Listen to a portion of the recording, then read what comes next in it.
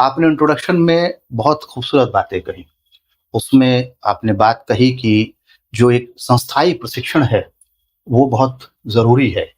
और वो संस्थाई प्रशिक्षण इसलिए ज़रूरी है ताकि हम नए-नए तरह के सवाल उठा सकें और उन सवालों के ज़रिए हम इस दुनिया को और खूबसूरत और सुंदर बना सकें।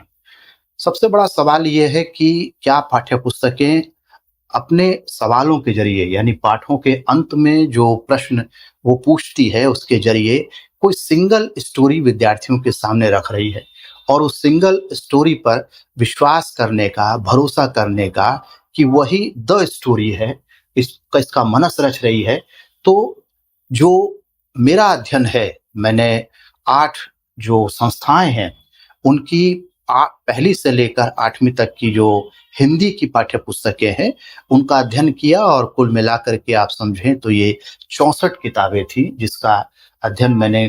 करने की कोशिश की और उसमें जो पाठों के बाद दिए गए प्रश्न हैं, उनकी जो प्रकृति है, विशेष तौर पर ज्ञान मीमांसीय जो प्रकृति है, उसे समझने की कोशिश की कि विद्यार्थियों के सामने वो ज्ञान के संदर्भ में किस तरह का वितान, किस तरह का लैंडस्केप, किस तरह का पर्सपेक्टिव जो है वो रख रहे हैं। तो मेरी समझ में ये आया है कि इन किताबों को देखने से मोटा तो ये लगता है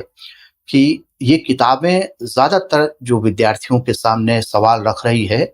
वो ऐसे सवाल रख रही है जो अपने आप में बंद हैं। यानी जो सिंगल स्टोरी को एंडोर्स करवाते हैं, जो सिंगल स्टोरी को सही मनवाते हैं और उससे बाहर नहीं जाने देते। तो एक बड़ा हिस्सा है इन सवालों का जो कि सोचने समझने की जो सलाहियत है, उसको नियंत्रण करने की कोशिश करते हैं। दूसरा ये है कि जहाँ तक आपने बात कही कि 2000 में जो पाठ्यचर्या आई, एनसीएफ आया और 2005 में एनसीएफ आया, उसके जो सवाल हैं, उनमें किस तरह के फ़र्क दिखाई देते हैं। एक बड़ा फ़र्क ये दिखाई देता है कि जहाँ 2000 में जो किताबें आई, 2000 की जो पाठ्यचर्या है, उसके प्रभाव से जो किताबें बनी, उन किताबों में जो टेक्निकल क्वेश्चन्स हैं, उनकी संख्या ज़्यादा है। और 2005 में